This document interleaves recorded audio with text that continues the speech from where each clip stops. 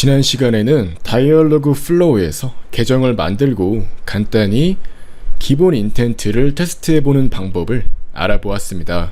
이번 시간에는 본격적으로 챗봇을 만드는 방법을 익히기 위해서 직접 인텐트를 생성을 해서 단순한 형태의 질의응답 챗봇을 만들어 보도록 하겠습니다.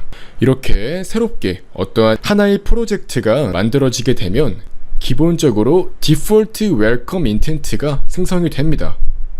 즉 어떠한 챗봇이라고 하던 간에 이렇게 사용자한테 인사를 해주는 그러한 기능은 들어가 있기 때문에 이렇게 웰컴 인텐트라고 들어가 있는 거라고 이해를 하시면 되고요. 다만 우리가 직접 챗봇 모듈을 개발하기 위해서는 인텐트를 새롭게 만들어줄 필요가 있어요. 한번 우리는 예약 프로그램을 만들어 볼 건데 강의 예약을 하는 강의 예약 프로그램이라고 한번 가정을 해봅시다. 그렇다면 사용자한테 가장 중요한 기능은 무엇일까요?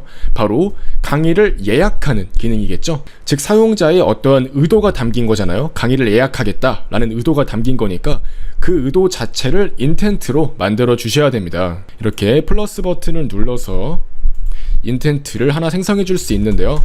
저는 course reservation이라고 해서 강의 예약이라고 간단하게 이름을 지어서 세이브를 눌러보도록 할게요. 그럼 이렇게 강의 예약이라는 이름으로 인텐트가 하나 생성이 되었고요. 이제 트레이닝 프레이즈스는 말 그대로 입력 데이터들이라고 했었죠. 즉 입력 데이터를 넣기 위해서 이렇게 추가를 해줍시다. 즉 사용자가 실질적으로 입력할 문장의 예시들이 여기 들어가면 된다고 이해하시면 됩니다. 이전 시간에 말씀드렸지만 이렇게 안녕이라고만 입력해도 이렇게 안녕 뒤에 물음표가 붙는 식으로 어떠한 사용자의 입력이 들어와도 알아서 입력값과 비슷한 이걸 찾아서 그 응답으로 답한다고 말했었죠.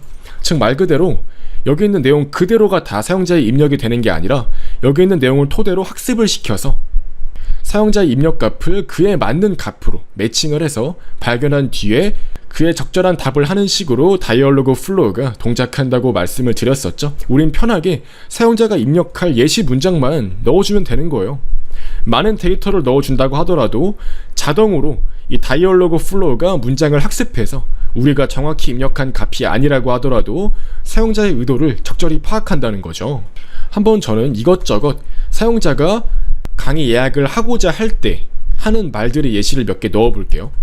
뭐 강의를 들으려고 합니다. 이런 말이 들어갈 수 있겠고, 강의 신청 절차가 궁금해요. 뭐 이런 것도 다 강의를 듣고자 할 때 그러한 의도를 가질 때 사용하는 말이겠죠. 뭐 강의 신청이라고 짤막하게 말을 할 수도 있고요. 강의를 듣고 싶어요 라고 말할 수도 있고, 강의 등록하려면 어떻게 해야 돼요? 이런 식의 문장이 들어갈 수도 있고요. 강의를 신청할래요. 강의 등록이라고 짧게 말할 수도 있고요. 강의 예약이라고 할 수도 있겠죠. 강의를 예약하고 싶어요.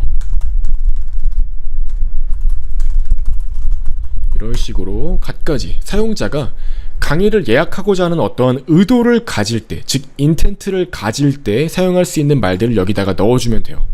그럼 이제 사용자의 의도를 알았으니까 우리가 어떻게 대답을 할지는 여기다 적어주면 되겠죠.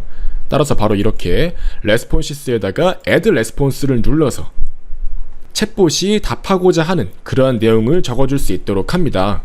자, 바로 이렇게 어떤 강의를 듣고 싶으세요? 라고 이렇게 응답을 넣어줄 수 있도록 할게요.